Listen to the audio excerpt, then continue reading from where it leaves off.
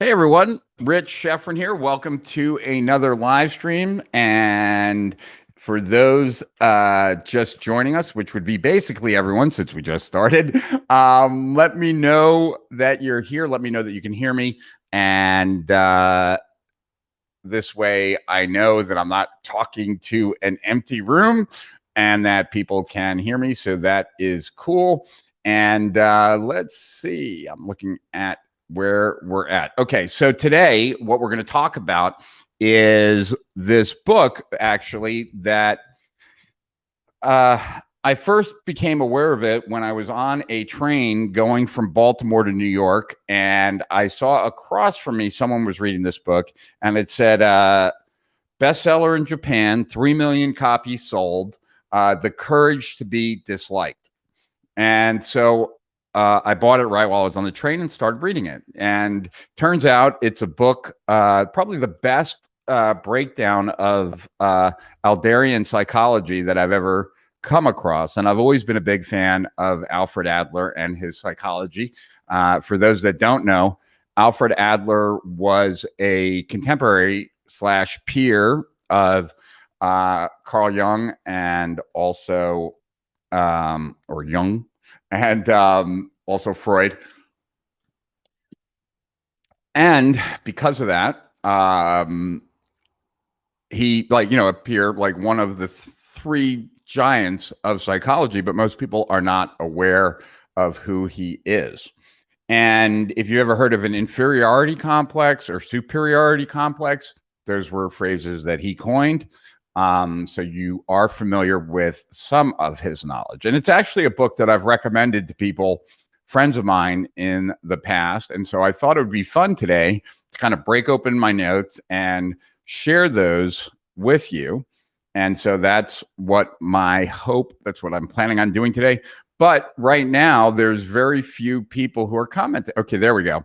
Hey, Rich, let me just see what Emmy has to say. And let me know if you could hear me, Emmy. Hey, Rich, I was just listening to Dan Penna this morning, the $1 trillion legend. He was screaming the whole time, teaching entrepreneurs about being disliked and not giving a rat's ass about it. Yeah. There's certainly some truth to that. I don't know if Dan Penna's life is truth, but, not saying it isn't either, just don't know. But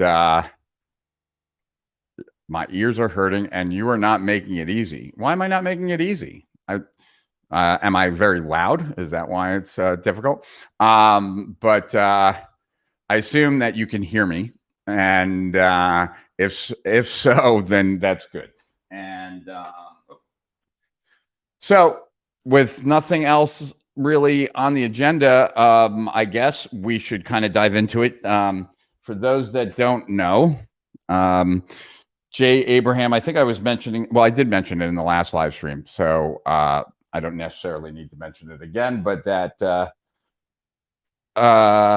yeah, I think we should just get into it. Glad you guys can hear me. Let me know where you guys are watching from. And as you are, I am going to pull up my notes so that I can make sure that I have my notes in front of me and you guys can see it too. And hey, Marla, good to see you. Let's see. The courage to be disliked. I'm curious, like, have any of you ever studied any Alfred Adler? And if any of you have, I'd be really curious to know, because I would imagine most of you have not. The only reason I even know about Alfred Adler is because, excuse me, because of the stuff that because of all the studying that I did in the world of transformation, because a lot of the transformational type work is actually based on more of Adler's work than really Freud or Jung. And so I guess, let me see here. I'm just going to share my screen and then I'm going to see if I can split this in two. So let's see, share screen. And I'm going to share a window, book notes. There we go. And let's see this. What does this look like? I think it's better to go like that. All righty. So we're looking at my book notes, and let's say hello to a few people, and then I guess we're going to dive in a lot faster than we normally do, just because very few people commenting. So I guess that's a good thing. Hey, John Michael Williams, good to see you, my friend. And Maria, sorry. Good to see you, Maria. And Hamza in Morocco, good to see you, my friend. And ATX, what does ATX stand for? I'm not sure, but good to see you, Sean. And Ned in DC, thank you for sharing. Yes, of course, as always, it's something I completely have forgotten because I'm just a little bit rusty. But please comment, please emote, please give a thumbs up if you're watching on YouTube, and a subscribe. If you're not a member of our Facebook group, you should be. It's free, and there are lots of heavyweights there. A lot of my some of my products that we charge for are there free, and definitely something worth checking out. And the name of the group is Strategic Profits, because that's the name of my company. Nope. Hi from Lisa in Miami Beach. Good to see you, Lisa. And hello, Rich in California. I love Young, but I am only on Alfred Adler on YouTube video. Okay. Hey, Rich. Hi from London. Hey, Mark. Good to see you. And good to see you, Tina, in Nevada. And John Sinclair in Pennsylvania. Good to see you too. All right. So this book, like I said, is probably the best explanation of Alfred Adler's work that I've ever come across. And it's told in a parable. And, so there's a lot to cover here. So we might as well just dive in. I think that that's probably the best way to kind of to expose you guys to this, and then I'll circle back and I'll say hello to you guys. So if you're just joining in, please say hi. Let me know where you're from. Let's make this as much of a dialogue and as little of a monologue as possible. And so basically, anytime I say anything that I'm sharing from this book, if it rings true to you, if it makes you feel like you disagree, agree, or anything else in between, by all means, share. All right. So the first so for those of you who are not aware of like the process I go through, probably useful for me to kind of talk about that for a second. So let me do that. And I'll just minimize these notes here for a second. When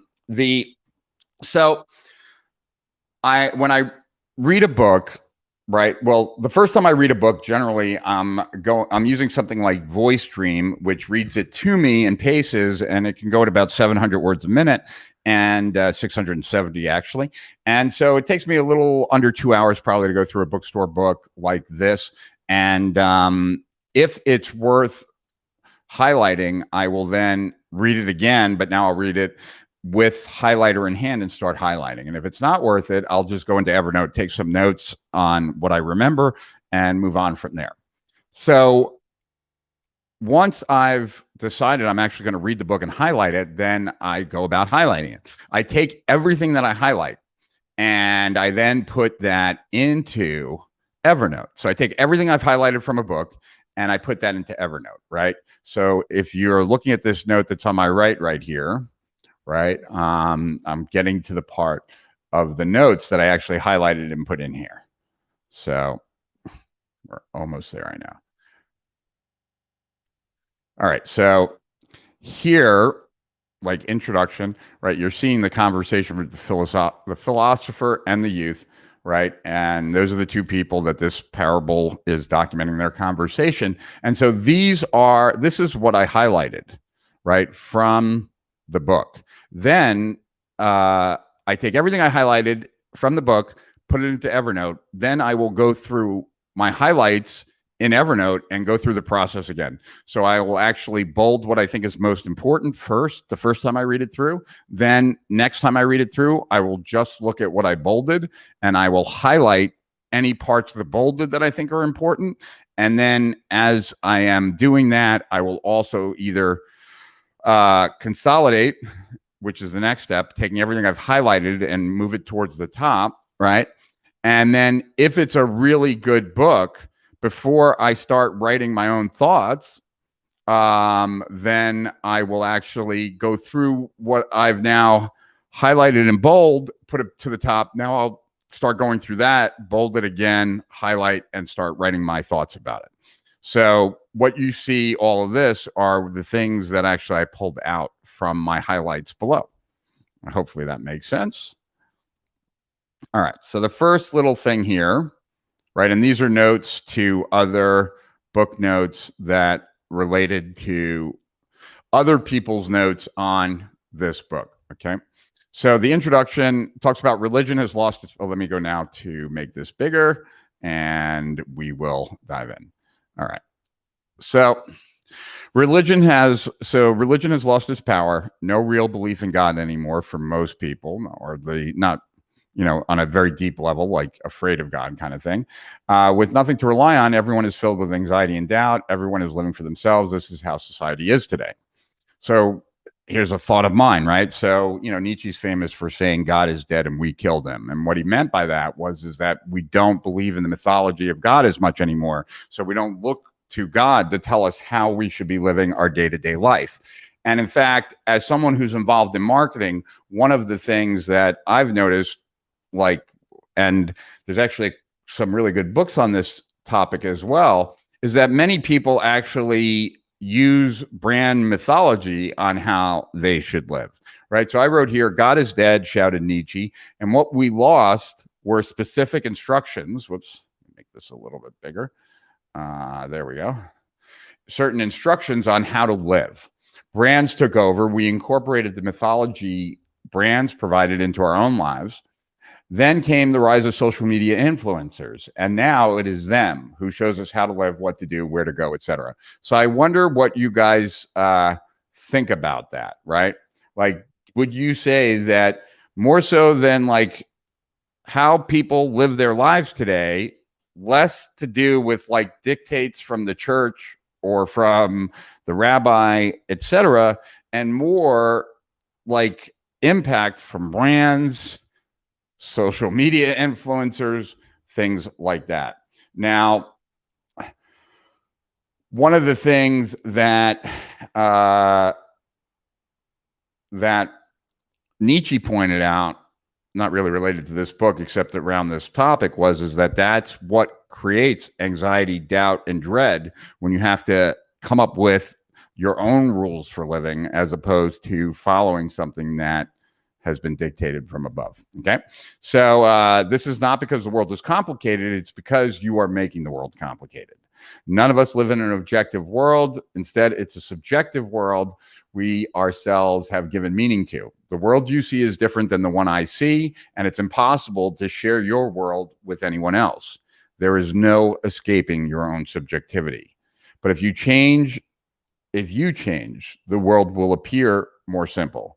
The issue is not about how the world is, but about how you are, right? And so then my thought here is we each live in our own reality. Successful entrepreneurs live in the same world as unsuccessful entrepreneurs, but what they see, experience, and feel is completely different. And, it's kind of interesting because I was having this conversation for Steal Our Winners today, doing a segment with Molly Mahoney. And the segment was about how to kind of humanize your content, right? And so she was walking me through a process to kind of pull out for me different life experiences from everything that from my life experiences. So one of the things, I have all these stories. Most of them I don't share because I don't really ever think to share them. But sometime in the mid 90s, so I'd say 1995 or whatever, the New York City Fire Department went through a process of changing their fire jackets. And so I bought as many, if not all, I think, of their old jackets, and I put them in my store. And for those that don't know, I had a clothing store that became one of the most popular, if not the most popular store in Manhattan at that time. And so I bought all of these New York City Fire Department jackets. It's one of the reasons why, if you remember, for those that are like my age, like 50, when fireman jacket motif was kind of in style in the later 90s, Donna Karan had like a fireman's jacket. Ralph Lauren had a fireman's jacket. That's because they shopped at my store and they bought a bunch of my fireman jackets.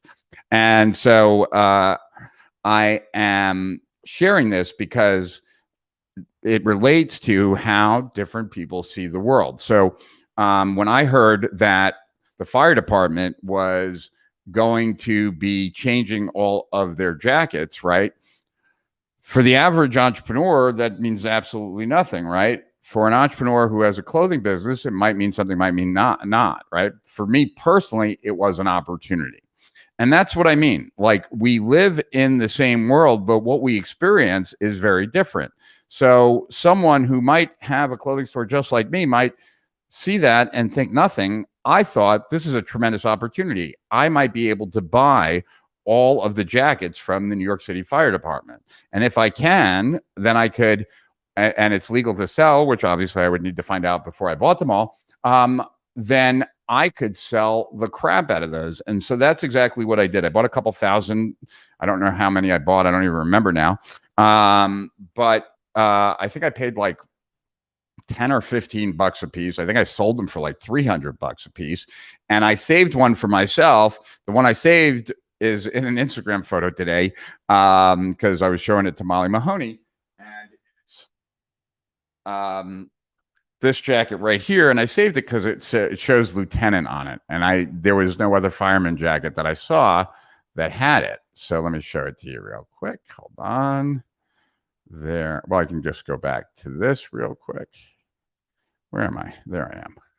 So weird. All right. There. So there you go. So this is my New York City Fire Department jacket. It says Lieutenant on the back. That's at the front. And these are what firemen in New York City wore for the longest time. So anyway, but the point is that there is no like objective world that like we can all agree upon. Life is very subjective. The reason when you go to a psychologist to help you, like, or a psychiatrist, but let's talk about a psychologist for a second, they're helping you see the world differently, adjusting your map of reality. And by doing so, your experience of reality changes. And so, this idea, right, that you live in a very subjective world, and that if the world isn't working for you, it has less to do with the world and has a lot more to do with you. So along those lines, let's keep going. So the unknown third giant, Adlerian psychology. Adler was recognized throughout the rest of the world, along with Freud and Jung, as one of the three giants in the field. Okay. Why people can change. If we focus only on past causes and try to determine or explain things solely through cause and effect, we end up with determinism. And that was Adler's biggest criticism of Freud. Like, if you're telling me that if a child has trauma here, they're going to behave like this, then 20 years later, then what you're really saying is that we're all psychologically determined, right? That we don't have free will. And you can't really believe that past trauma causes current problems unless you agree with determinism. So that doesn't mean that, like, the meaning that you ascribe to things can't cause lots of issues and challenges and stuff like that. But if two people have the same experience and then have very different effects, it's not the experience that caused the effect, it's something else, right? And so that's the idea there. So Adlerian psychology says we do not think about past causes, but rather about present goals. And this is like one sentence that we could spend a ridiculous amount of time on, a lot more than even just this live stream on, because, I think I've shared this kind of countless times. My dad was a sociopath, right? And he screwed me over in a business deal that made me have to sell my apartment the only asset I had at that moment to support my new baby and my wife at the time, who was not working. Right. So I got screwed over so bad by my dad, I had to sell every asset I had to avoid bankruptcy and move to Florida and start over. Now, when I think about my dad, generally, he's passed away now, but when I think about him, that's what occurs for me. That's what I think about. So what Freud would say about that is like, well, that makes perfect sense. He caused you a lot of trauma and, kind of reset how I see the world. Like the person that I thought was always in my corner actually was the person that screwed me over. And that would impact me in lots of ways. And there's no doubt, right, that how I perceive that will have certain impacts. But if it affects me today, it has more to do with my future than it does my past. And what that means to me, right, is that if it affects me today, then there's got to be a reason for that that's tied to my future. So, for example, maybe I don't ever want to be compared to my dad. Maybe he was very successful, and I don't know if I'll be that successful, but he was also a ruthless business guy. And because of that, maybe I think about the negative stuff about him so that I don't have to feel less successful myself in comparison, right?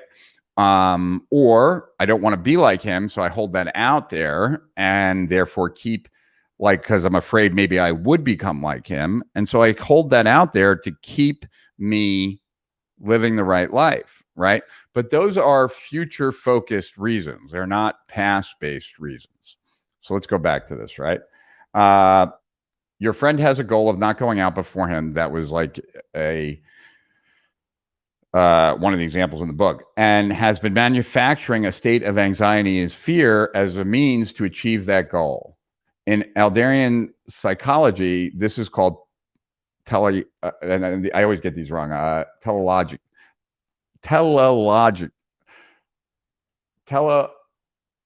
there's etiology, teleology. Let's call it that, right? And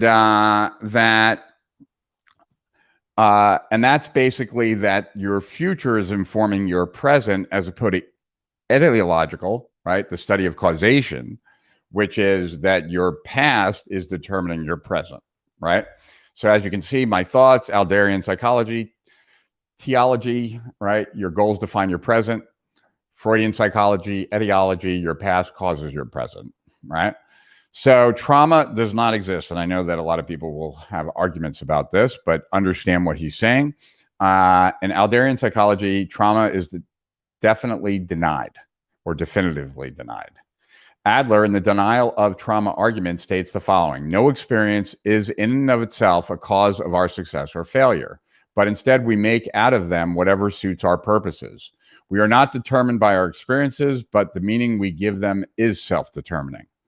Focus on the point Adler is making here when he refers to the self being determined not by our experiences themselves, but by the meaning we give them.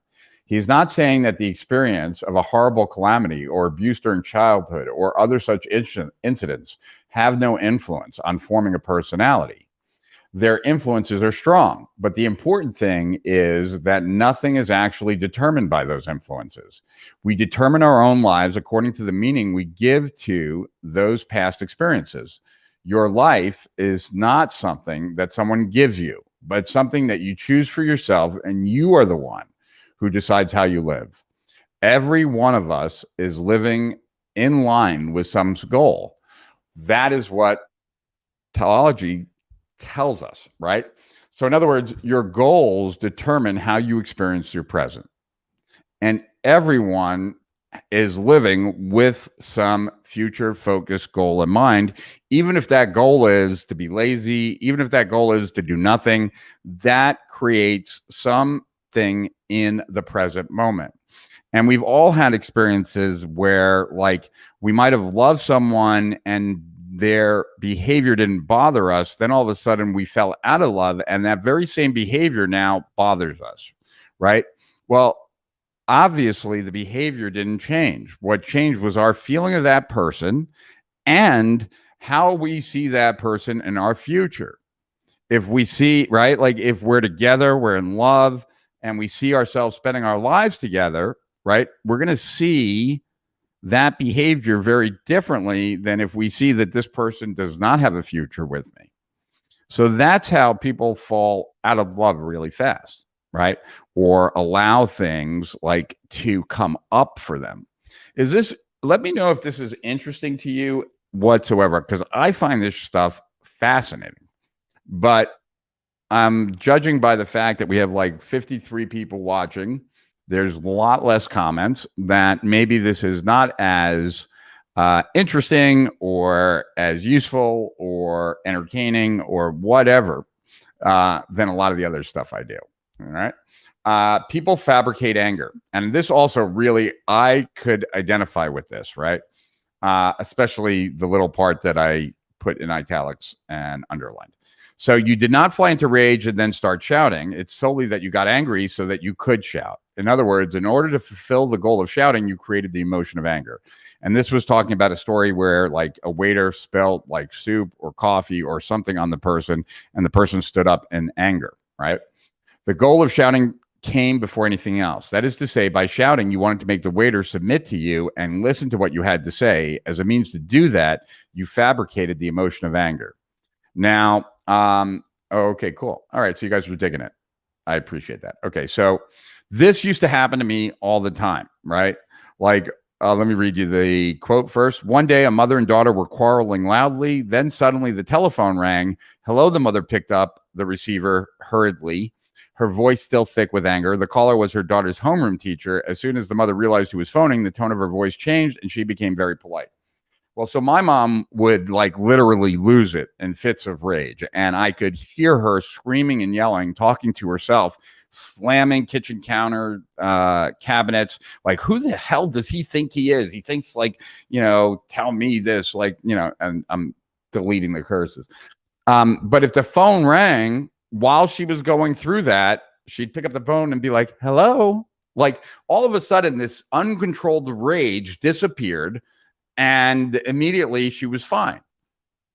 Okay. Like, and if you've had that experience, then you have to really think about how present was the anger really? Well, it was very present. But then how could it be turned on and off like that? Because that anger was inappropriate with the next person. So it was turned off, which meant that it was fabricated in the first place. Like it was turned on. Right. And so we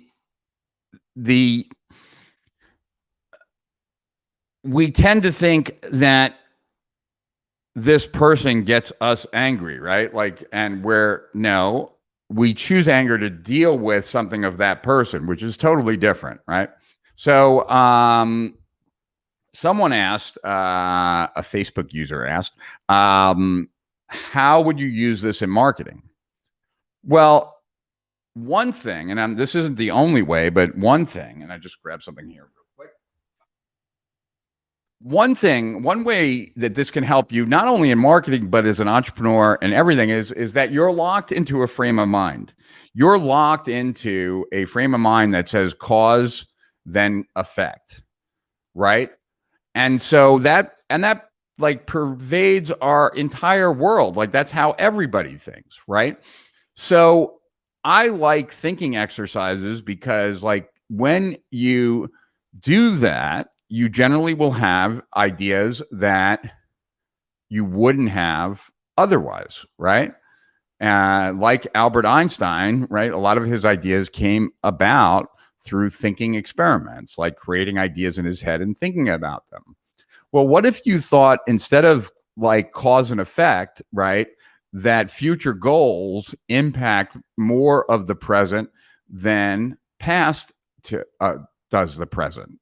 And so then, right, like if you were trying to convince someone of something, instead of messing with what they currently are doing or give them reasons in the past why, alter their future, right, to change their behavior in the present.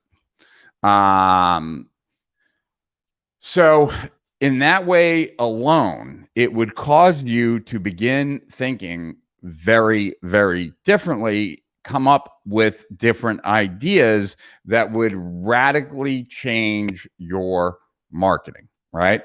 Instead of thinking cause and effect, right? Think goal, effect, future goal, current effect. And how would you change your marketing based on that? And you'll get very different answers. Okay. So next thing that I highlighted here, anger is a tool that can be taken out as needed. It can be put away the moment the phone rings, pulled out again after one hangs up. The mother isn't yelling in anger she cannot control.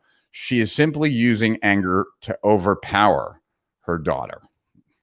So anger is a means to achieve a goal. That is what teleology says.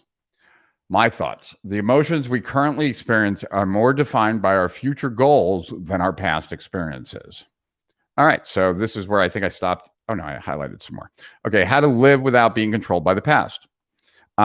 Regardless of what may have happened in the past, it is the meaning that is attributed to it that determines the way someone's present will be. And I think most people totally get that. Like, that's not a new idea these days. People are not driven by past causes, but move towards goals that they themselves set. That was the philosopher's claim. The teleology he espoused was an idea that overturned at the root the causality of respectable psychology. Okay. Are you okay just as you are? So in this particular case, right, this person, the student, not the philosopher, thought they would be happier if they were someone else, right? And in the Jewish religion, we have this like metaphor. I'm not even sure if it's from the Talmud or from something else. I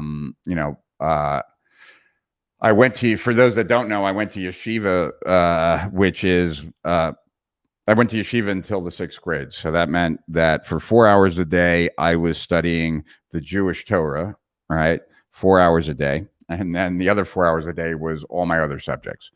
And I'm not religious now. And partly because that I had so much religion kind of pushed on me. But why was I telling you that? Why was I telling you that?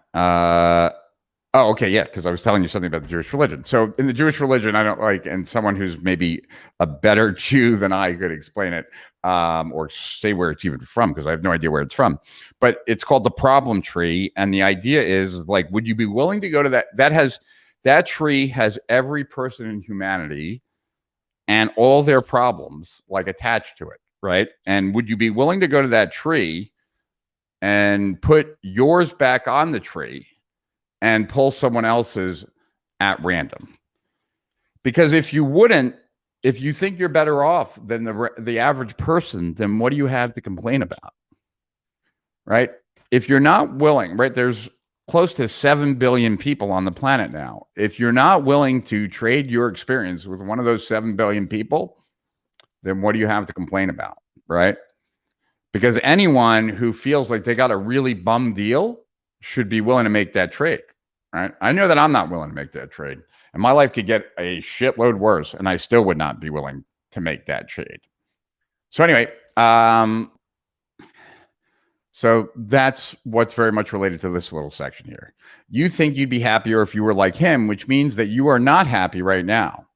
Right now, you are unable to feel really happy. This is because you have not learned to love yourself. And to try to love yourself, you are wishing to be reborn as a different person, right? You're hoping to become like Y and throw away who you are now. To quote Adler again, the important thing is not what one is born with, but what use one makes of that equipment. You want to be Y or someone else because you are utterly focused on what you were born with. Instead, you've got to focus on what you can make with your equipment. Unhappiness is something that you choose for yourself.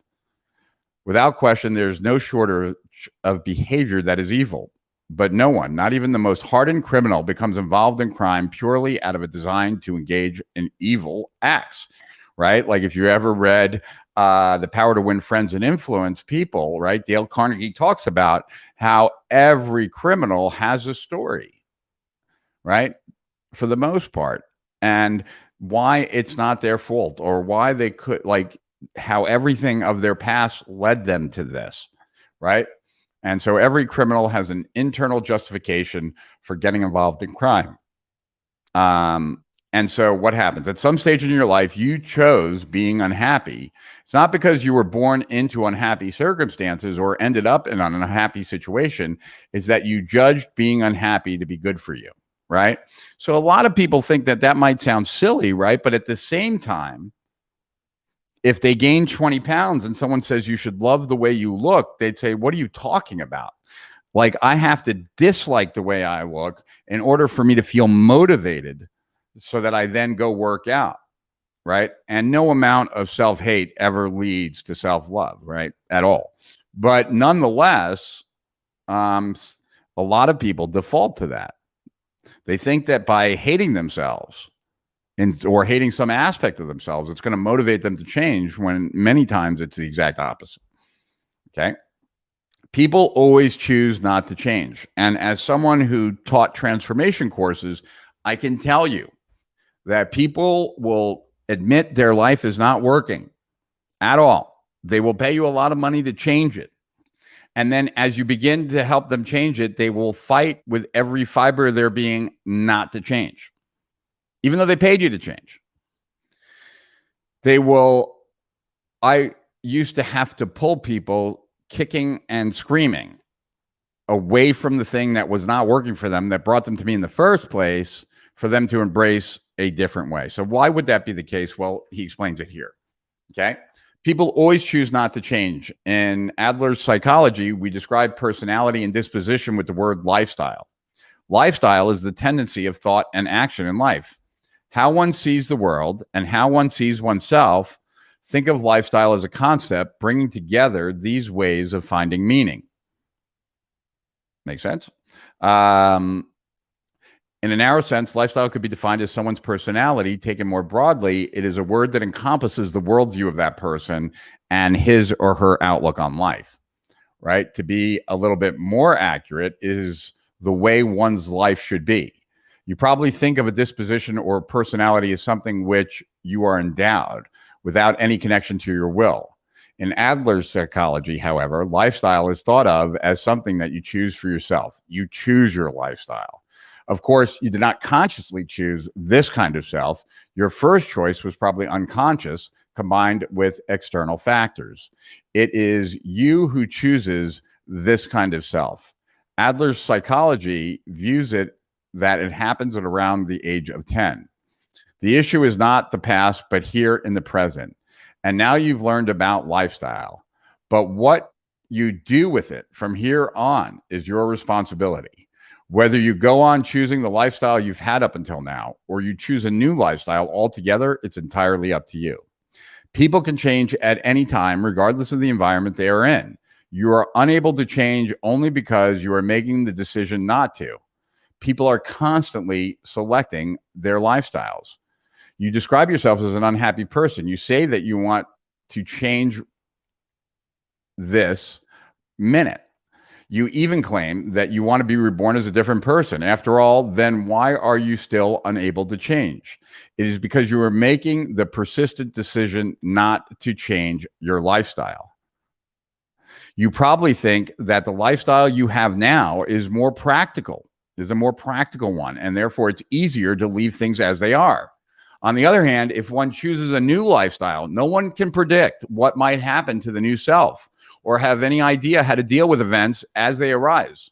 You could change, and that change could be more painful and be more unhappy, right? That might happen.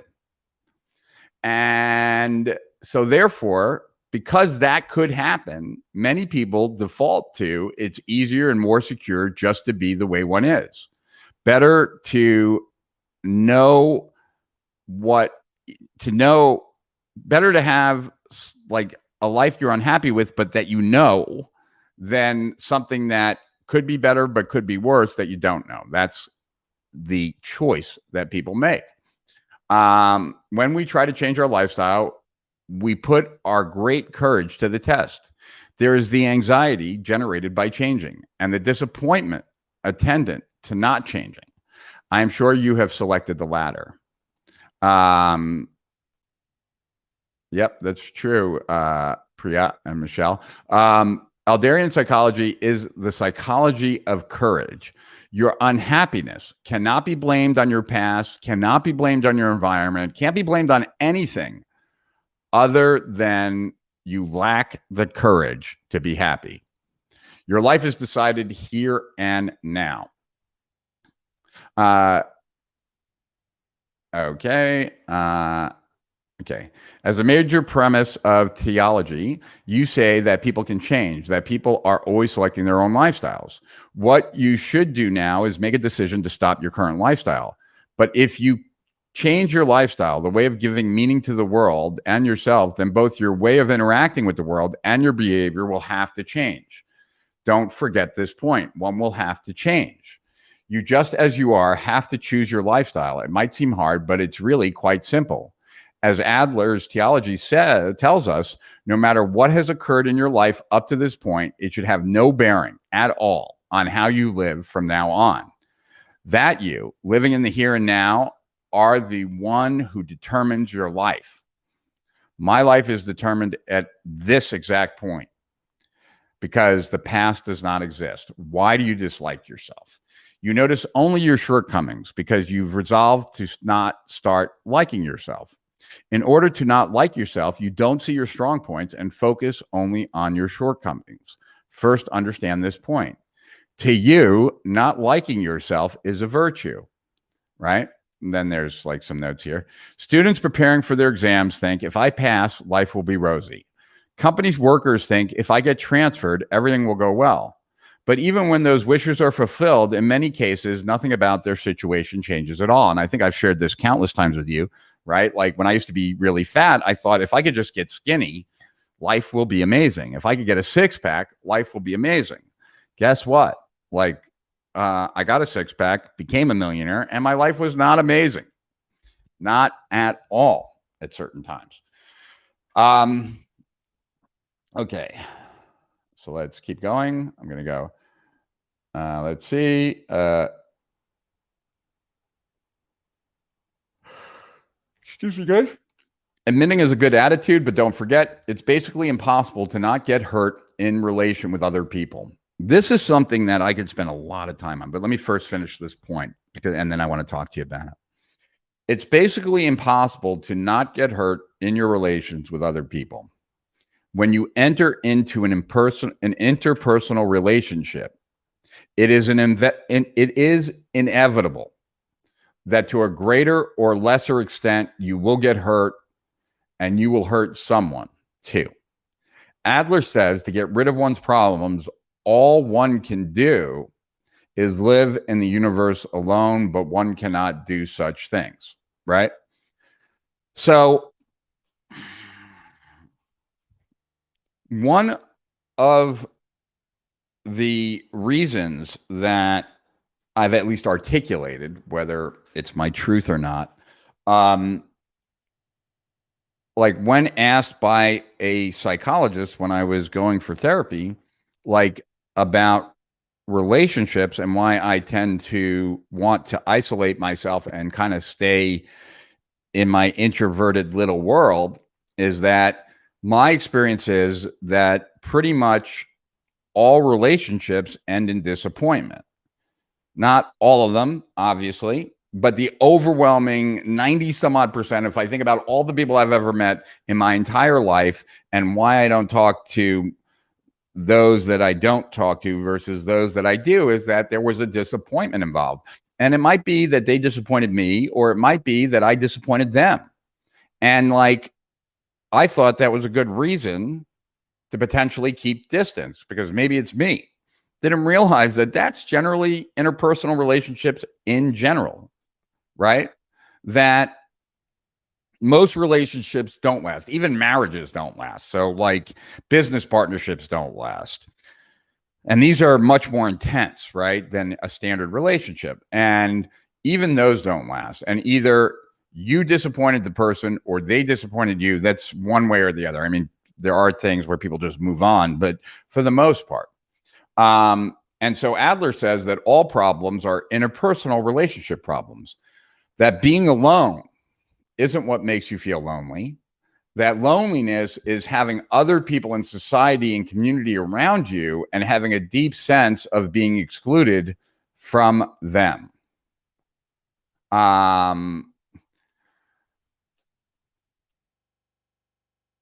If one were alone in the universe and all other people were gone, all manner of problems would disappear. Feelings of inferiority. Okay, so then wait. So whatever the worry that may arise, the shadows of other people are always present. You were so afraid of interpersonal relationships that you came to dislike yourself. You've avoided interpersonal relationships by disliking yourself. Feelings of inferiority are subjective assumptions. Adler is thought to be the first to use the term feeling of inferiority in the kind of context in which it is spoken of today.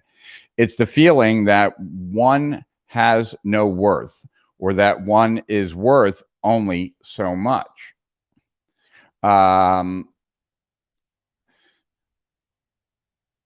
Okay, blah, blah, blah, blah. So let's kind of stop there for a second. Let's have a conversation about it.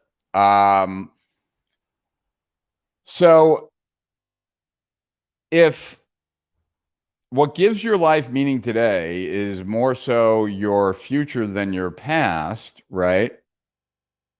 Let's see, let me go here. Let's say hello to a few people. Let's kind of have a conversation a little bit about this. There are so many other elements in this that I want to get to. There's a real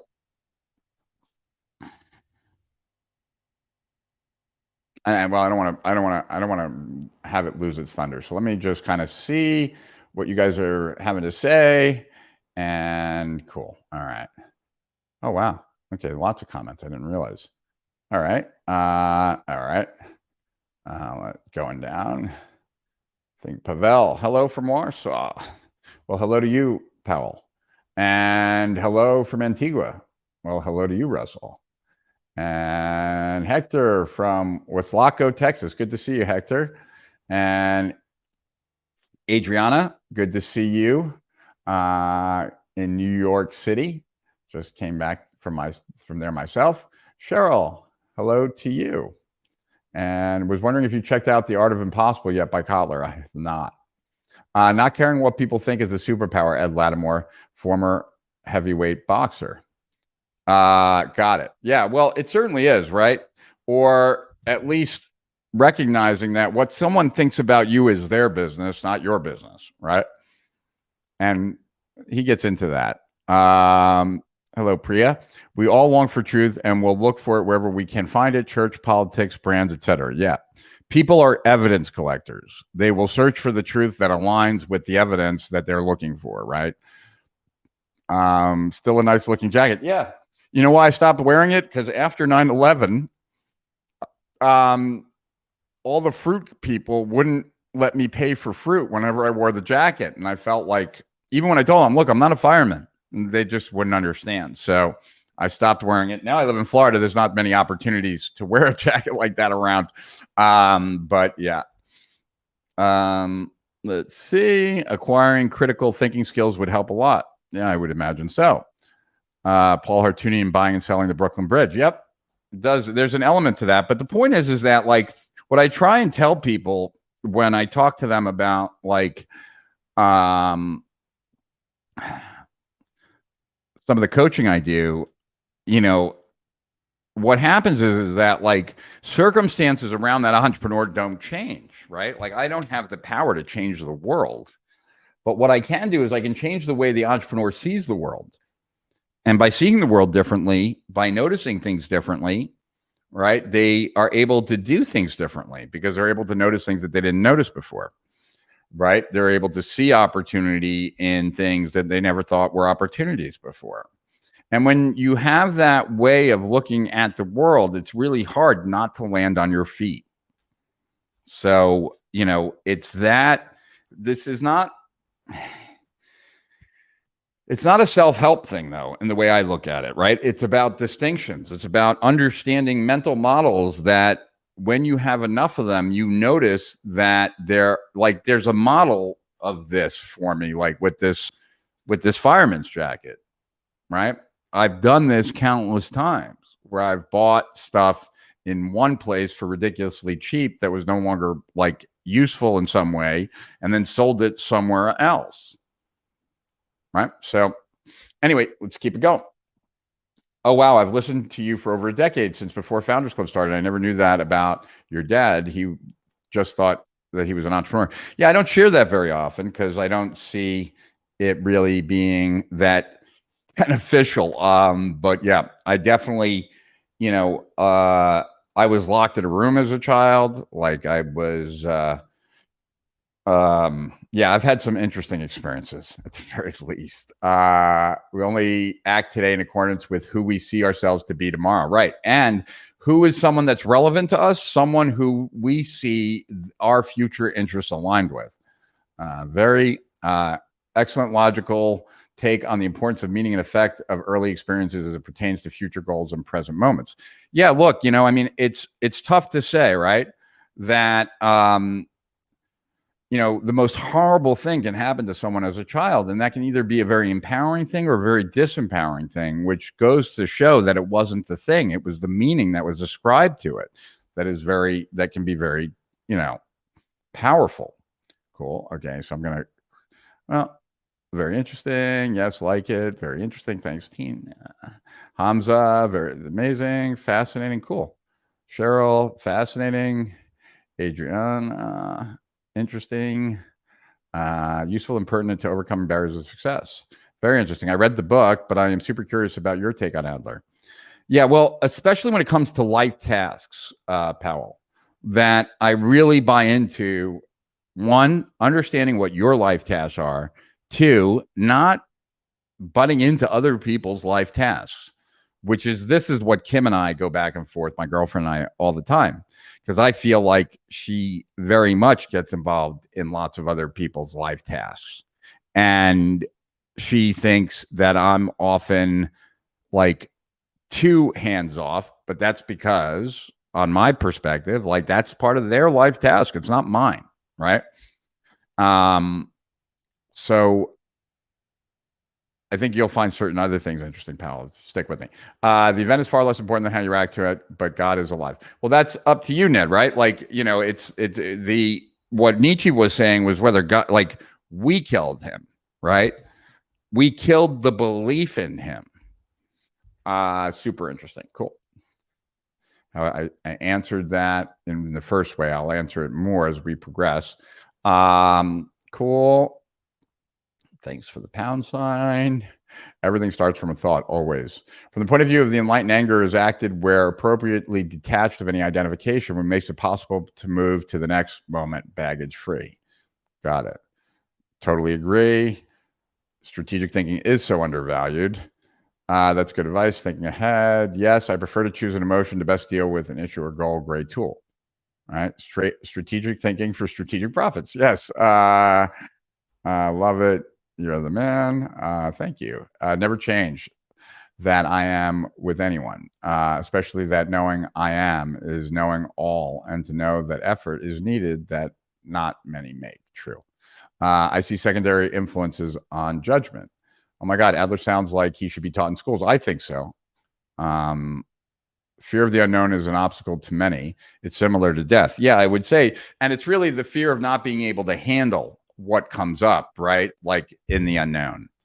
And, my experience, and I don't know if you guys have feel this as well. And it was explained to me first, but it was my experience too, that like the higher the highs, the lower the lows. And I lived part of my life being somewhat detached and numb. And so there were no highs and there were no lows, like, and I like didn't want to live my life like that anymore. I'm willing to make that trade, recognizing that I only live once, and that if I want highs, I need to take the lows with it, right?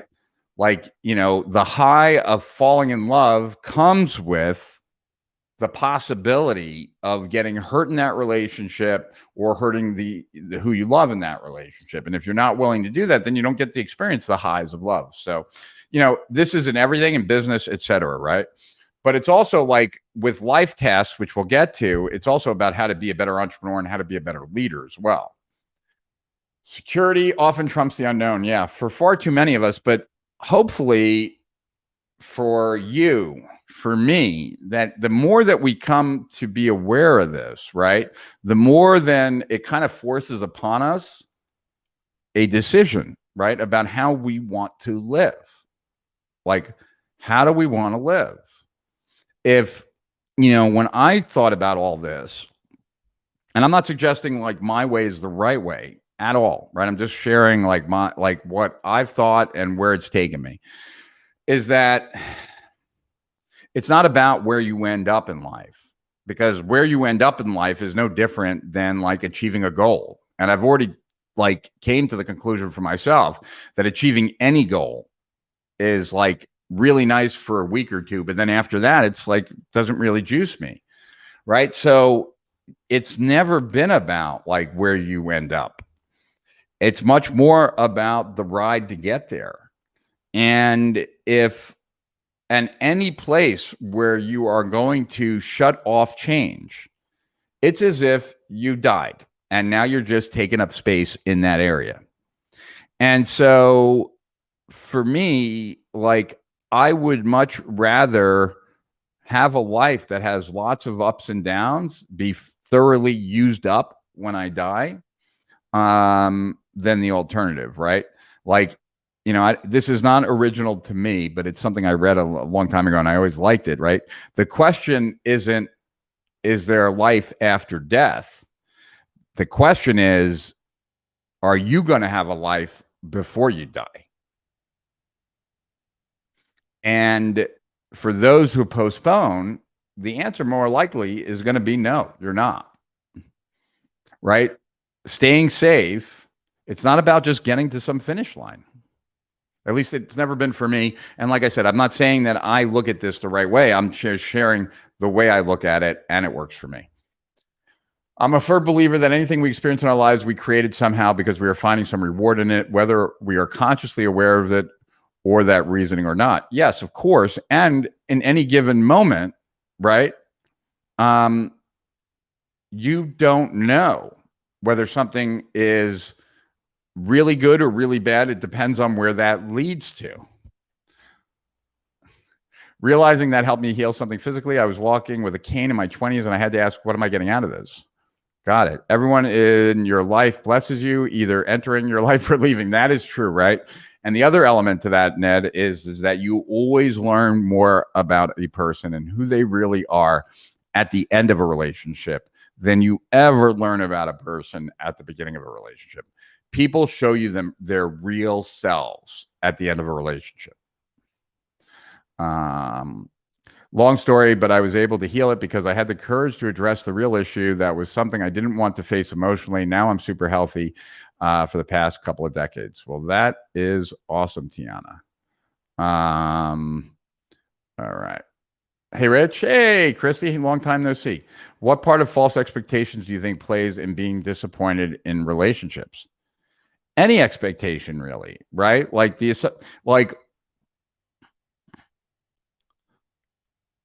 doing something for others and expecting something in return is not really doing something for others, right? Yeah, I don't know that. I mean, false expectations play a big role, right, in being disappointed in relationships. But I know your question is related to what I was saying earlier. And, let me get back to that because I have a good answer for that, but I need to get back to that. Okay, mind blown. Oh, cool, Milos. I would have thought you'd be more familiar with Adler. It's all about stories. We create stories inside our mind, then we live by them. Yes, and we forget that we created the story. For positive change, I asked for courage to accept discomfort and act regardless of fear. Yeah, that's all that any one of us can do. Hello, Rich. Courage takes a high tolerance of pain as you move into the realm of the unknown. You move into your discomfort zone. The desire for change provides the courage to drive one's journey into the unknown. Just my thought. Missed today's start. Cool, Damon. Good to see you. Got it. I was there 9/11. I can understand the respect. Yeah, me too. That's when I decided to move out of Manhattan. Adopting a new mental model. Gold. Yeah, look, I am a huge fan of Alfred Adler's work, just like, and have been for a long time and will be for, I think, as long as I live. The principle is what helped me. The principle of anything you experience, you created, made me sit down and workshop through it. Totally makes sense. Thanks that you shared that part of your past with us. It actually makes me respect you even more. I'm even more impressed at how you turned out, knowing you had to go through that. Well, I think we've all had to go through our own, burdens, right? More baseline positive, ease passage through the unknown. Yep. Cool. Sharing in my group, Live Event Marketers. Thank you for sharing that, Troy. And anyone who feels the urge to share this, I would greatly appreciate that, whether you're watching on YouTube, Facebook, Periscope, or any place else. Hey, Chris Mulvaney's in the house. I hope you're enjoying the pre-vacation. Rich, does an offer stack work on audiences like Jay Abrahams, or does it reduce the perceived value?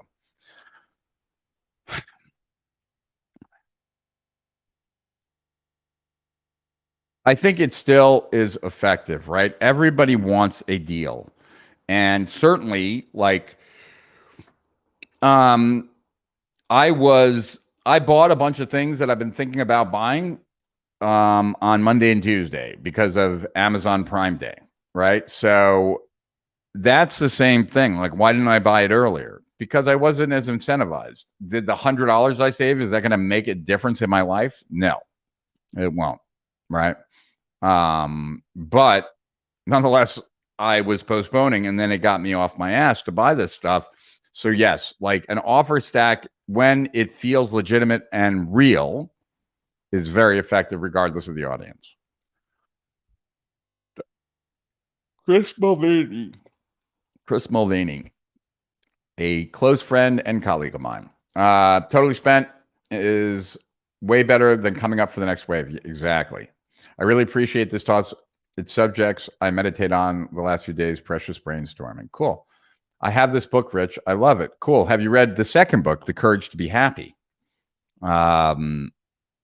Right? The Courage to Be Happy, I think, is the second one. Yep. The Courage to Be Happy. I read that one too, but I haven't processed it as much in my notes as this one. All right. Cool. Now I think the rest I haven't highlighted, so we're going to do this together. Okay.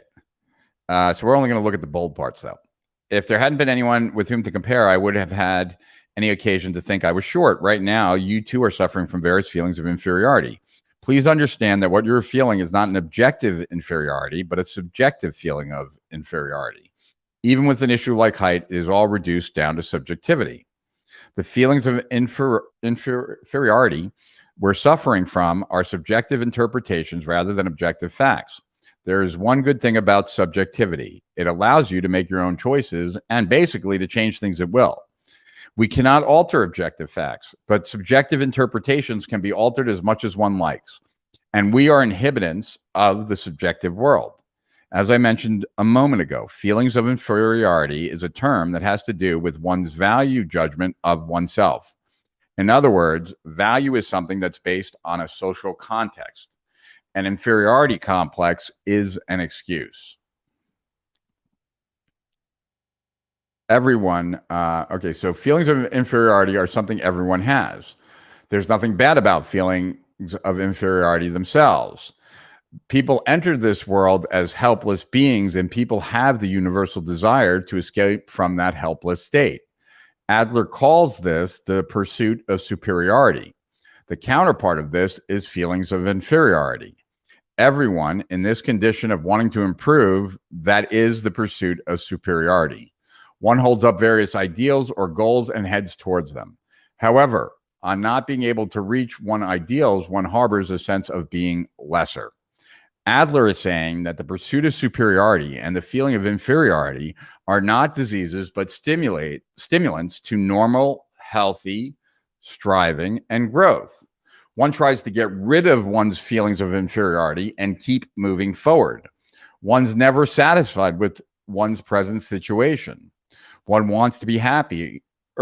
There's nothing absolutely wrong with this state of this kind of feeling of inferiority. However, people who lose the courage to take a single step forward, who cannot accept the fact the situation can be changed by making realistic efforts, that is not a feeling of inferiority that is good, right? If the feeling of inferiority is strong, most people will become negative and say, I'm not good enough anyway.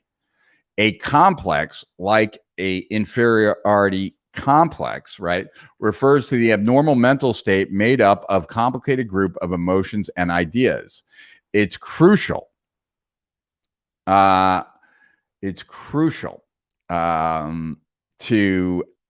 where is it? To not mix up feelings of inferiority and an inferiority complex, and to think about them as clearly separate. The inferiority complex, on the other hand, refers to a condition of having begun to use one's feelings of inferiority as a kind of excuse. So one thinks to oneself, I'm not educated, so I can't succeed, or I'm not good looking, so I can't get married. Or you convince yourself that there is some serious causal relationship where there is none whatsoever. So one thinks to oneself, okay, right. Adler, however, with his stance of teleology, the attributing of purpose, rejects such arguments as apparent cause and effect. Right? The real issue is how one confronts that reality. You don't want to change so much that you'd be willing to sacrifice the pleasure you now enjoy. Braggarts have feelings of inferiority. As Adler points out, no one is capable of putting up with having feelings of inferiority for a long period of time. Feelings of inferiority are something that everyone has, but staying in that condition is too heavy to endure forever. The condition of having a feeling of inferiority is a condition of feeling some sort of lack in oneself in the present situation. The healthiest way to try to compensate is through striving and growth. The inferiority complex can also develop into another special mental state, superiority complex. One is suffering from strong feelings of inferiority, and on top of that, one doesn't have the courage to compensate through healthy modes of striving and growth. One makes a show of being good on terms with a powerful person.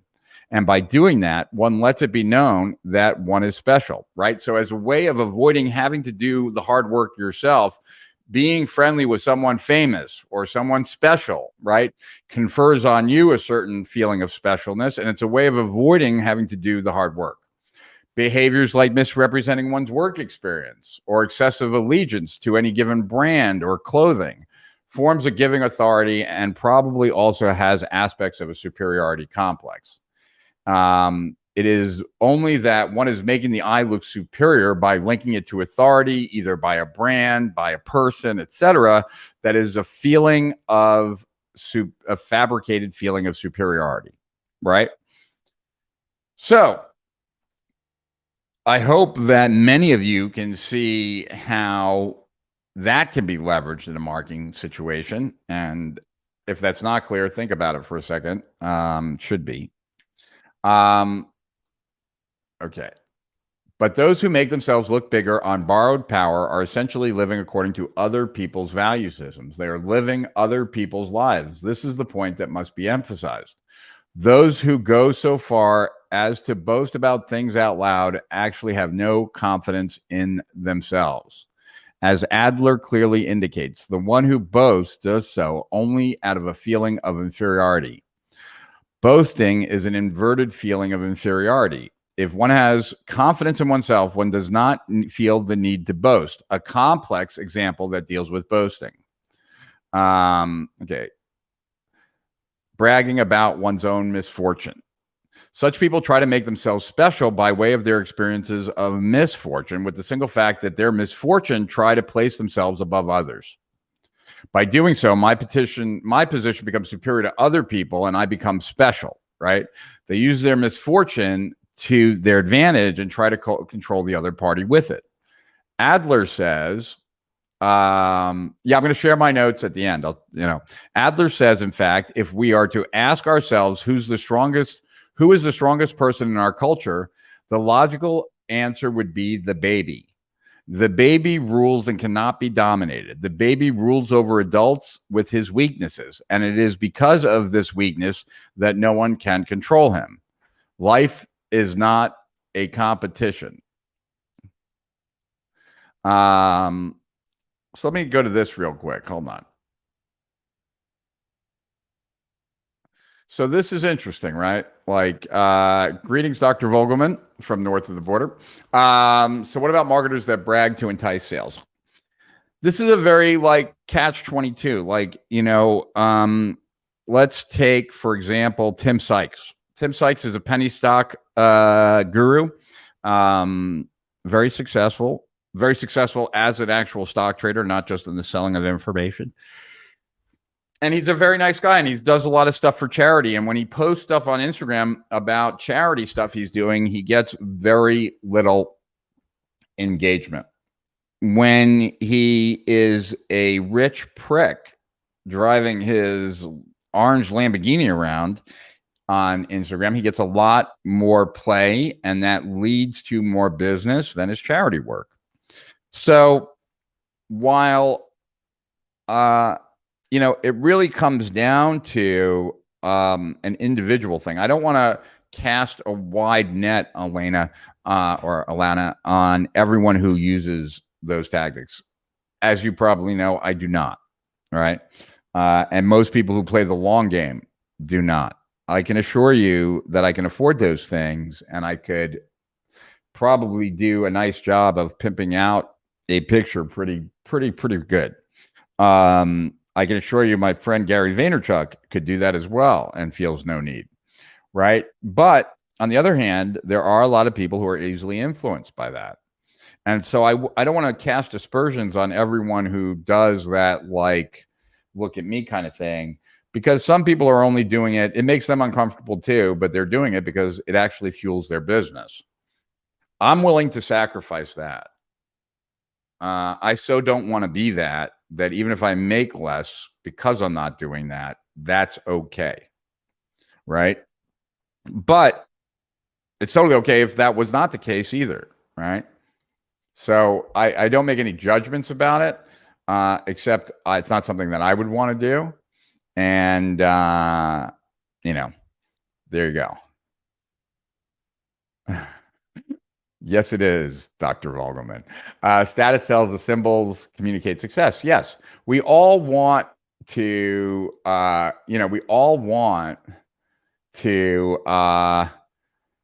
have high status. It's what allows us to get seated first at a restaurant, to get better attention, all that kind of stuff. And, there's nothing wrong with that.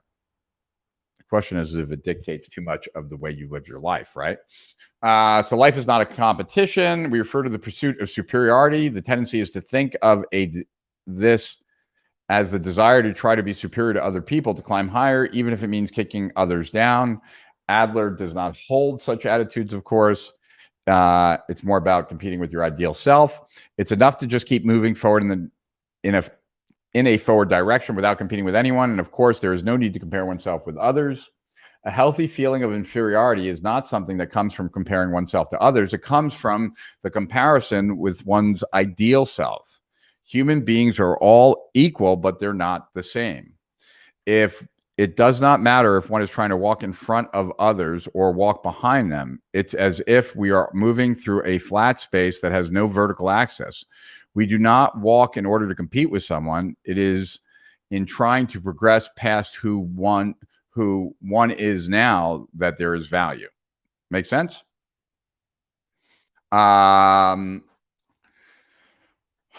You're the only one worrying about your appearance. All right. Let's see. I really wanted to get into, okay. I'm going to skip to this part. Hopefully, this is where some of the stuff that I wanted to share with you guys is. If not, we'll scroll down a little bit further. So, overcoming the tasks that face you in life. So, why do you see other people as enemies, and why can't you think of them as your comrades? It is because you have lost courage and you are running away from your life tasks. It's life tasks that I want to get into.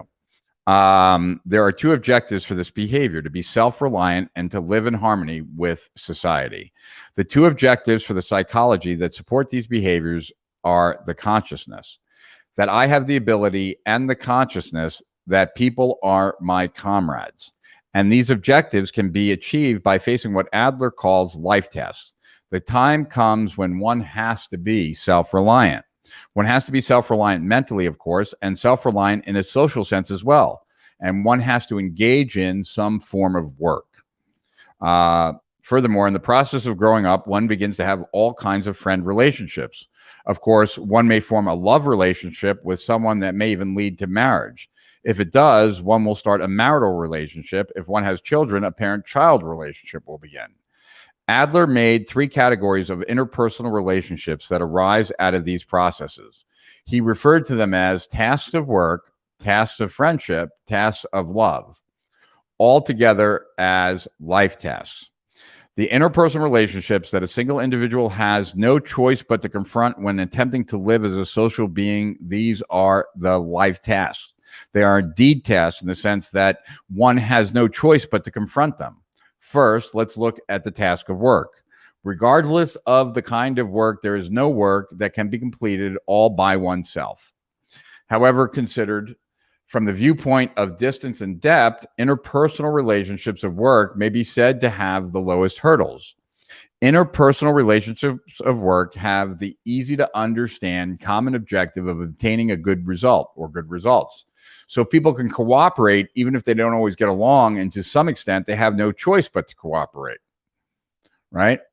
There's no value at all in the number of friends or acquaintances you have. And this is a subject that connects with the task of love. But what we should be thinking about is the distance and depth of the relationship. Adler psychology is a psychology for changing oneself, not a psychology for changing others. Think of it as divided into two stages. One, what are known as love relationships, and two, relationships with family, in particular parent-child relationships. We've discussed work and friendship, but of the three tasks, most likely is the task of love that is most difficult. When a friend relationship has turned into love, speech and conduct that were permitted between friends may no longer be permitted the moment they become lovers. Specifically, that would mean not permitting socializing with friends of the opposite sex, and in some cases, just speaking on the telephone to someone of the opposite sex is enough to arouse jealousy. The distance is that close, and the relationship that deep. But Adler does not accept restricting one's partner. If the person seems to be happy, one can frankly celebrate that condition. That is love. Relationships in which people restrict each other eventually fall apart. Think about it this way. The kind of relationship that feels somehow oppressive and strained when the two people are together cannot be called love, even if there is passion. When one can think, whenever I am with this person, I can behave very freely, one can feel real love. Right? And I love this definition. If you are not comfortable being your true self around a specific person, then you are not in love with that person. That is not true love, right? So it's like when one can think, whenever I am with this person, I can behave very freely. One can, right, really feel love. When one can think, whenever I'm with this person, I can behave freely, one can really feel love. What I can say at this stage is you must not run away, no matter how distressful the relationship. You must not avoid or put off dealing with it, right? Even if in the end you're going to cut it with scissors, you have to face it. The worst thing you can do is just stand still with the situation as is. It is fundamentally impossible for a person to live life completely alone, and it is only in social context that the person becomes an individual.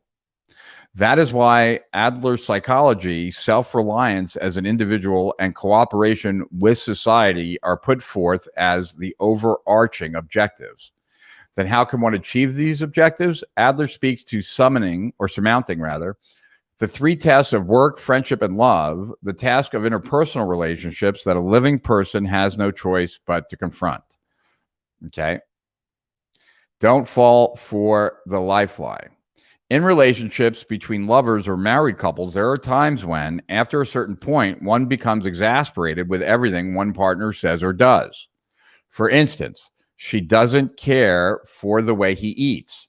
His slovenly appearance at home fills her with revulsion. And even his snoring sets her off. Even though, until a few months ago, none of it had bothered her before.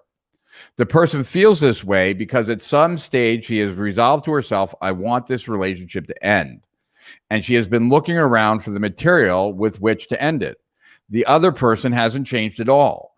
It is her goal that has changed. And that is how people fall out of love. Adler called the state of coming up with all the manner of pretexts in order to avoid life tasks the life lie. One shifts one responsibility for the situation one is currently in to someone else. One is running away from one's life task by saying that everything is the fault of other people or the fault of one's environment. One lies to oneself and one lies to the people around them. When you really think about it, it's a pretty severe term. The fact that you and no one else are the one who decided your lifestyle. From the psychology of possession to the psychology of practice. Adler's psychology is not a psychology of possession, right? Like you own this person in this relationship, but a psychology of use. You're not possessed by your past. Freudian ideology is the psychology of possession, and eventually it arrives at determinism. From the standpoint of theology, we choose our lives and our lifestyles ourselves. We have the power to do that. Deny the desire for recognition. Dostoevsky says money is coined freedom. And I think that's just a great line, right? Money is coined freedom. Our interpersonal relationships. What is it about our interpersonal relationship that is robbing us of our freedom? It's the so-called desire for recognition. And interpersonal relationship problems in a nutshell. We human beings live in a constant need of recognition from others. Adlerian psychology denies the need to seek recognition from others. There is no need to be recognized by others. Actually, one must not seek recognition. The point can't be overstated. And so oh, here it is. Here's that thing about Judaism. Okay, so there's a danger. There is the danger of the desire of recognition. You are not living to satisfy other people's expectations, and neither am I. It is not necessary to satisfy other people's expectations.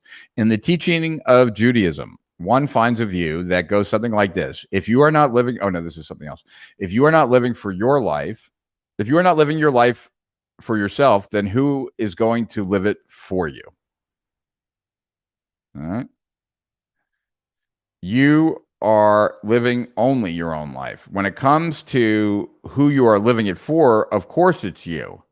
And then if you are not living it for yourself, who could there be to live it instead of you? Ultimately, there is no reason we must not think this way, right? Like, hopefully that makes sense, right? Like, this is something like I learned from Anthony de Mello, right? Who was a Jesuit priest who was poisoned by the Catholic Church, and a bunch of other crazy stuff revolves around the guy's life. But he told people in the audience in a presentation labeled or named or titled Awareness, he said, I want you to imagine you looking at a person you love an incredible amount and saying to them, I'd rather be happy than have you in my life. And then he asked people, he said, well, how does that make you feel? And a bunch of people said, well, that's selfish. He's like, is it though? Is it really selfish? Is it selfish to say to someone, I'd rather have happiness in my life than have you? Right? Think about the alternative, right? What that other person on the other side would have to say in order for what I'm saying to be selfish.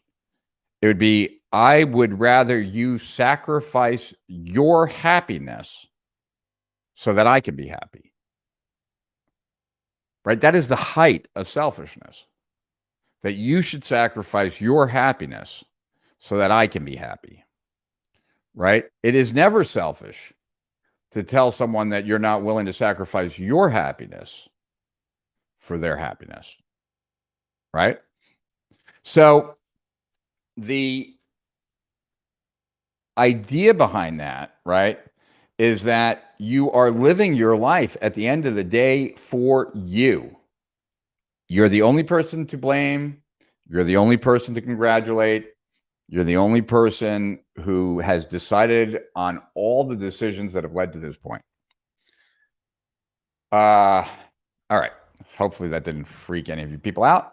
When one seeks recognition from others and concerns oneself only with how one is judged by others, in the end, one is living other people's lives. If you are not living to satisfy other people's expectations, it follows that other people are not living to satisfy your expectations. Someone might not act the way you want him or her to, but it doesn't do to get angry. That's only natural. How to separate tasks. And this is the part that I'd say, like, I guess my girlfriend and I see the world a little bit differently. And I'm not saying I'm right, but I do like, but the way I see things works for me, and maybe the way she sees things works for her. How to separate tasks. In Adler's psychology, we consider it from the perspective of whose task is this, whether the child studies or not. Okay, so you have a child, and the child's not 5, right? They're a teenager. They're 15. They're 16, right? And like whether that child goes out and plays with his or her friends or not, essentially, this is the child's task, not the parent's task. In general, all interpersonal relationship troubles are caused by intruding on other people's tasks or having one's own tasks intruded upon. One has to pay attention. Adler's psychology does not recommend the non-interference approach. Non-interference is the attitude of not knowing and not even being interested in knowing what the child is doing. Instead, it is by knowing what the child is doing that one protects him or her. If it's studying that is the issue, one tells the child that that is his or her task, and one lets him know or her know that one is ready to assist him or her whenever he has the urge to study. But one must not intrude on the child's task. When no requests are being made, it does not do to meddle in things. Now, I wonder how many of you disagree with that and agree with that. We're not talking about a 5-year-old, right? We're talking about someone who has like a child that has gone into their teenage years. And, you know, like my parents, for me, right? One year, my mom was in charge of my education. I almost failed out of school. One year, my dad was in charge of my education. I almost failed out of school. And it was only when my parents said to me, look, we've tried this. It's not working. We don't know what you're going to do. But one thing we know for sure is that when you graduate high school, or when high school is over, if you don't graduate it, you got to leave here, right? And me being my rebellious young self at that time, not like being told what to do and everything else, that's when I went and got straight A's. Like when they told me that they were no longer involved, I was like, oh, okay. So now, like, my grades have nothing to do with you, only have to do with me. And now I will do well, right? Like if I had a child like that, I'd want to hit them. But anyway, that was me, right? It was not their job to tell me when to study. Not their job. Because you are the only person who can change yourself. Okay, a parent suffering over the relationship with his or her child will tend to think my child is my life. In other words, the parent is taking on the child's task as his or her own and is no longer able to think about anything but the child. When at last the parent notices it, the I is already gone from his or her life. However, no matter how much of the burden of the child's task one carries, The child is still an independent individual. Children do not become what their parents want them to become. In their choices of university, place of employment, partner in marriage, and even in the everyday subtleties of speech and conduct, they do not act according to their parents' wishes. Naturally, the parents will worry about them and probably want to intervene at times. But as I said earlier, other people are not living to satisfy your expectations. Though the child is one's own, he or she is not living to satisfy one's expectations as a parent. Right? So how do you rid yourself of interpersonal relationship problems? And, like anytime someone else is doing something and it bothers you and it has no impact on you, that's you interfering with their life task. And it's you getting bent out of shape about how they live their lives, which to me never made sense. Right?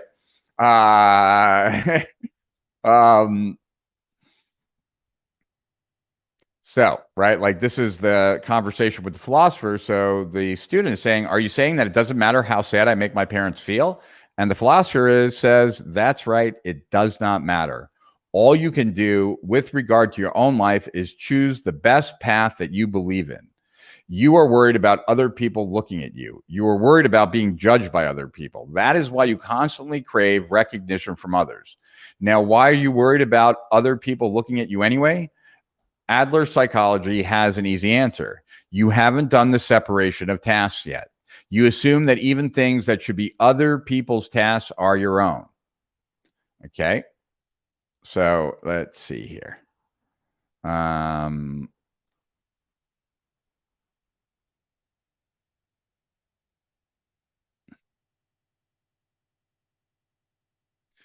What real freedom is? Should we take a look at this?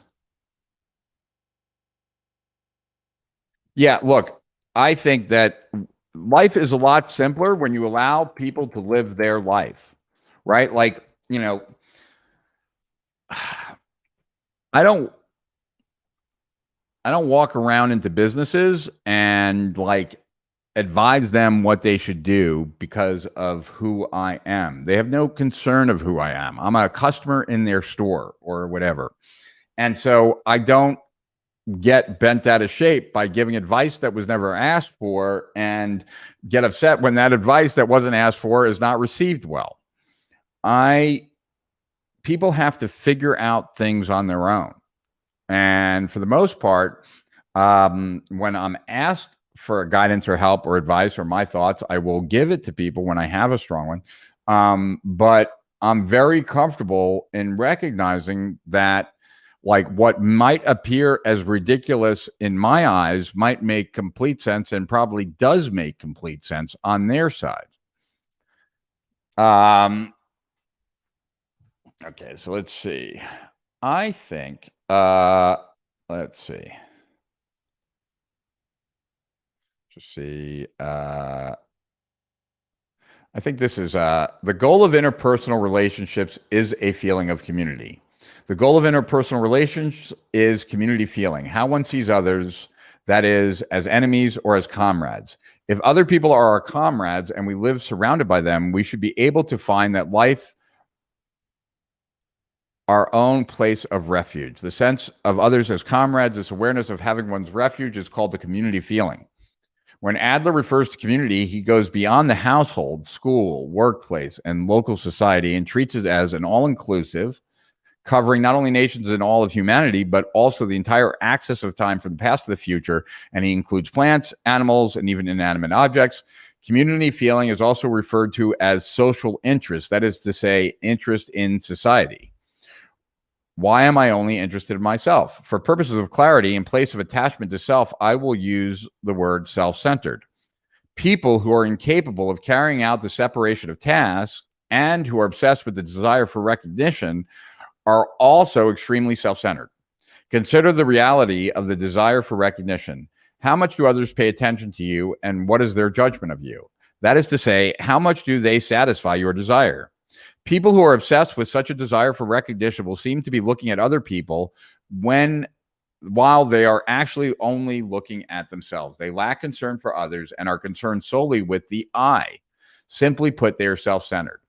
So would you say that people like me who fear being judged by others are self-centered too? even though I try so hard to be mindful of others and adjust myself to them? Philosopher, yes. In the sense that you are concerned solely with the I, you are self-centered. You want to be thought well of by others. That is why you worry about the way they look at you. This is not a concern for others. It is nothing but an attachment to the self. You are not the center of the world. Each of us is a member of a community, and that is where we belong. Feeling that one has one's own place of refuge within the community. Feeling that it's okay to be here and having a sense of belonging, these are the basic human desires, whether it's one's studies, work, friendship, or one's love or marriage. All of these things are connected to one's search for place and relationship in which one feels it's okay to be here. Wouldn't you agree?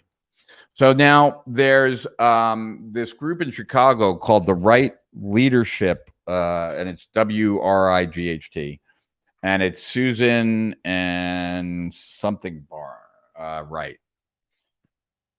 And so they, I read, so they have like a business that teaches people, well, like local people, they run workshops like Landmark, but have very similar Landmark in a lot of ways.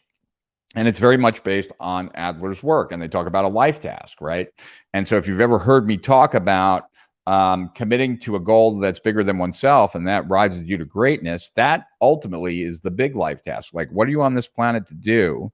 How can you make an impact? How can the world be a better place because you existed, right? And can you commit to that?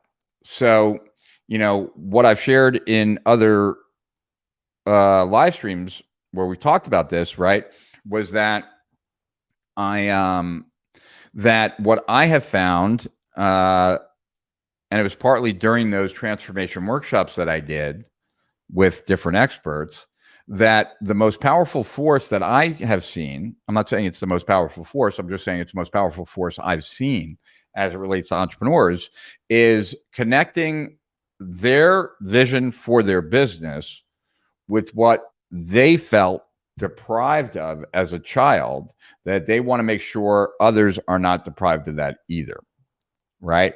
So for me, I did not have freedom. I did not have the ability to express myself. And those two things are very real to me, right?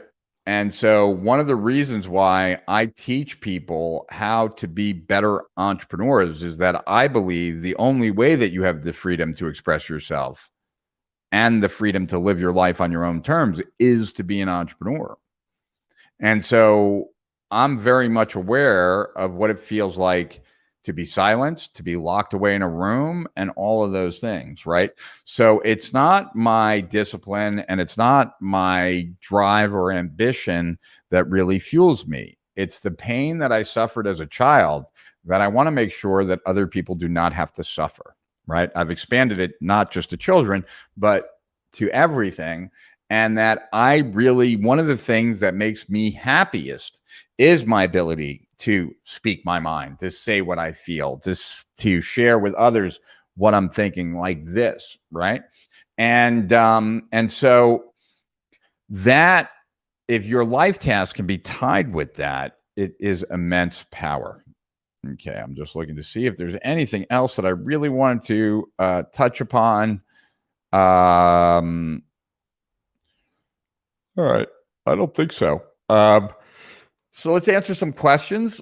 And then what I'm going to do is, even though these notes are not anywhere near like complete, I'm going to post up into I'm not going to post the whole thing, but I will post up to here. So way more than what we just covered. But from this point forward is actually everything I highlighted from the book, right? Everything above this is what I highlighted from the highlights, right? So I will post this. I will post it to the Strategic Profits Facebook group. So if you're a member, that's where it will be. If you're not a member, that's where you need to sign up to get it. I will do that sometime late tonight before the morning. And it's well worth reading, though. It's really one of my favorite books. And, I have different favorite books based on topic, right? But when it comes to understanding, like living your life, self-help, self-development, understanding why you do the things you do. For me, this is ranks up there as one of the top books I've ever read. So hopefully that endorsement for some of you gets you to really look at this, because like I had no idea when I picked up the book it was going to have anything to do with Adler. So coincidentally, like just by coincidence, it does. And now I just want to get back to my regular desktop here. So let's see, there we go. Who I was already quite familiar with. All right, so let's keep talking for here a few minutes, and then we'll end early, because it's always nice to end early. So let's see. Hey, Dina Colada. Let's see. All right. Comparing to your old self to your present self can build confidence in attaining your future self. Exactly, right? Seeing that trend. Makes perfect sense. Cool. Very true. The number of friends is no more a measure of success than the number of dollars in your investment account. Totally agree. Security, if visceral and dynamic, may be sacred and fulfilling. If not, stagnation ensues and death becomes a curious bomb. My current task is renewing my mojo. Got it, Michelle. Oppression is abusive. Yeah, restriction and oppression is abusive. One can only restrict oneself. Ethics is a choice. Yeah, overall, that's true. But there are many people who are in relationship who feel like others should be restricted, right? People who are jealous, stuff like that, right? Alfred Adler's psychology is really interesting. Yeah.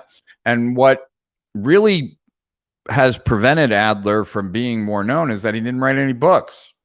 He gave a lot of presentations. He traveled around the world presenting, but he didn't really write any books. So he doesn't have those seminal works. And, you know, when he broke with Freud, you know, Adler was the first president of the Psychoanalytic Institute. Like, you know, then came Jung. First Freud, then Adler, then Jung, right? That's how it went.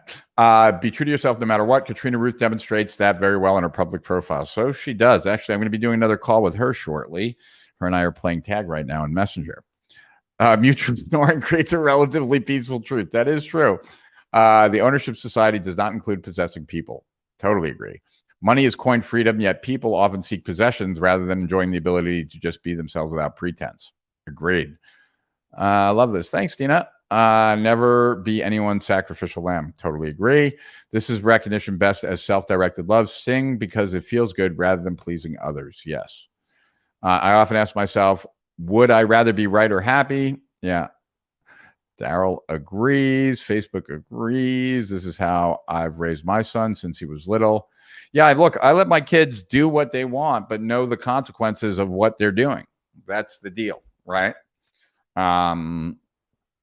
That's the deal. And you know, you can't live someone else's life for them. Imposing our beliefs and desires upon our others creates tremendous friction and discord. Yeah, it certainly does. And, you know,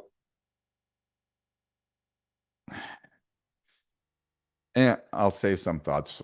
Let's see. So, Rich, what do you is the reason people always feel compelled to help people? Wait, so Rich, what do you think is the reason people always feel compelled to help people's BS? Let them figure it out. I'm not sure I understand the question, Elena or Alana. So maybe you could ask me that in a different way.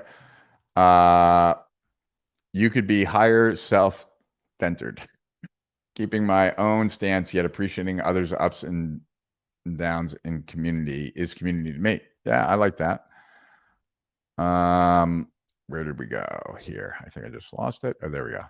I think there's a big difference between being self-centered and knowing that you are the center of all. Without the I, there is nothing. You are the center of creation itself without losing nothing. That's very different than being self-centered, obviously. Thank you. I will read the book. It's a great book. I strongly recommend it.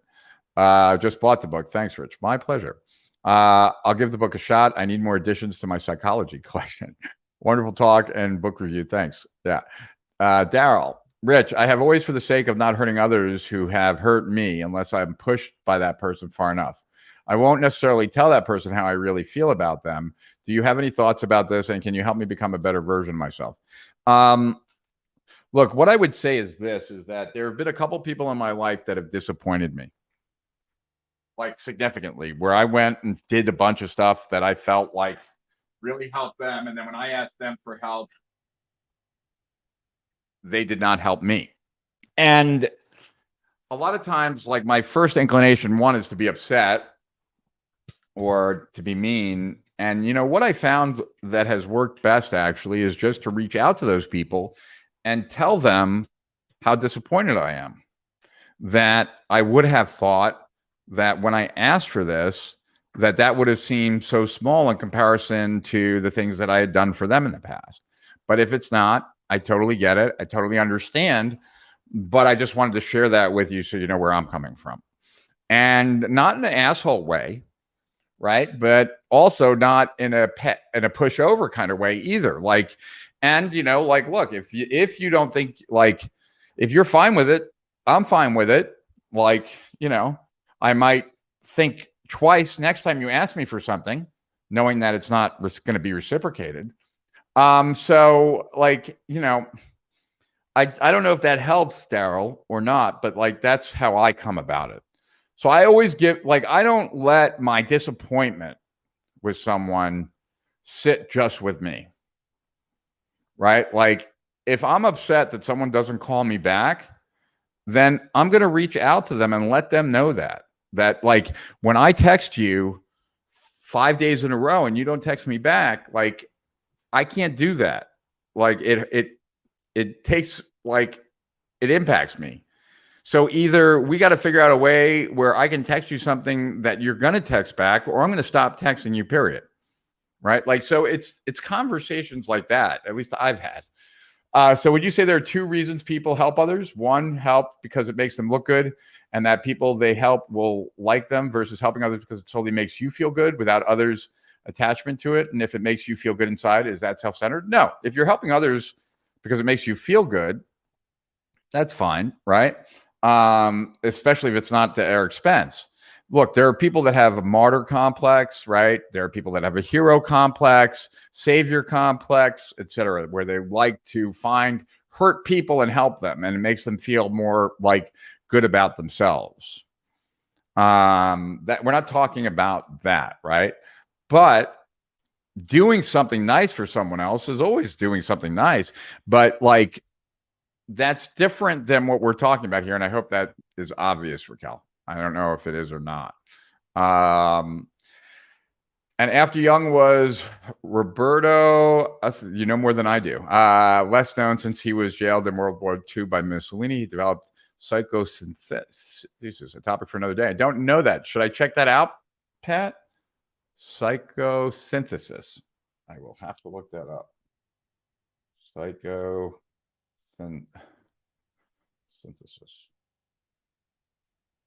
All right. Why do people feel compelled to help people versus letting them figure things out? Well, people don't like to see people struggle for the most part. Interesting. What book are you talking about? The Courage to Be Disliked, Kia. Yeah. Thanks for the broadcast, Rich. Cool. Sharing your true feelings is a strength. Yeah, and I think it has always helped me. Integrity, the courage to meet the demand. Oh, I read that by Dr. Henry Cloud. I thought it was good. I like the way Werner Erhard talks about integrity a lot. Perhaps carrier pigeons work better than text to unresponsive contact. Yes, I've thought about that. What's OMG? Excellent discussion during this evening. Thanks. My pleasure, my friend. How would you distinguish love for self and love for others? What is a common denominator? I would suggest that true love will always involve an element of sacrifice. I don't know that a true love does not always involve an element of sacrifice, right? Like, I'd say that true love is putting someone else's feelings on equal footing of your own, but not higher than, because then you are actually not bringing your best self to the relationship. Personally, that's the way I look. So anyway, so that's it, guys. We're going to get back to business topics. This was my way of kind of easing back into live streaming, just because I am feeling a lot better, by the way. I finally got a good night's sleep last night. That was the first time. So that's one of the reasons why I don't even have my blue light glasses on. Probably should have. I'm a little late now, but there we go. Let's see. I don't think I'm going to do a quick book summary on this one. So I will post my notes to the Facebook group, and we will discuss next week some more real business sessions.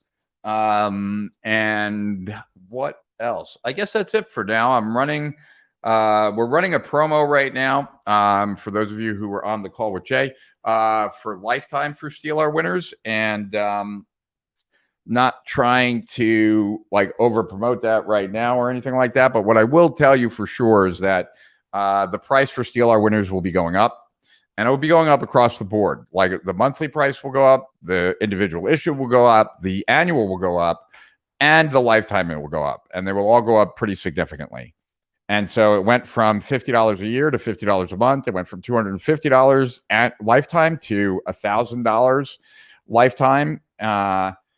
And quite soon, it'll be going to $2,000 lifetime, and all the other numbers will go up. So if you have any interest in Steal Our Winners, check it out. I think it's insanely underpriced at $1,000. So I do think that it is a screaming deal, but obviously I'm biased. So anyway, I want everyone to have a wonderful weekend, and I want to thank you for being here, even when I'm not at my best. I appreciate the fact that you guys are here and at your best, and so thank you for that. And I look forward to sharing a lot more stories. Like I'm going to get back to business, but what I've recognized is that I keep like the stuff with this jacket, right? Not a big story, but like I've literally got zillions of them that I generally keep to myself, and I'm not sure why. And so I'm trying to kind of come out of my shell a little bit more and share more of myself. And these live streams are a great way for me to do that. So thank you. Thank you for being here. Thank you for listening, and thank you for commenting and making this a safe place for all of us. So until next week, to Higher Profits and Beyond, Rich Sheffrin over and out.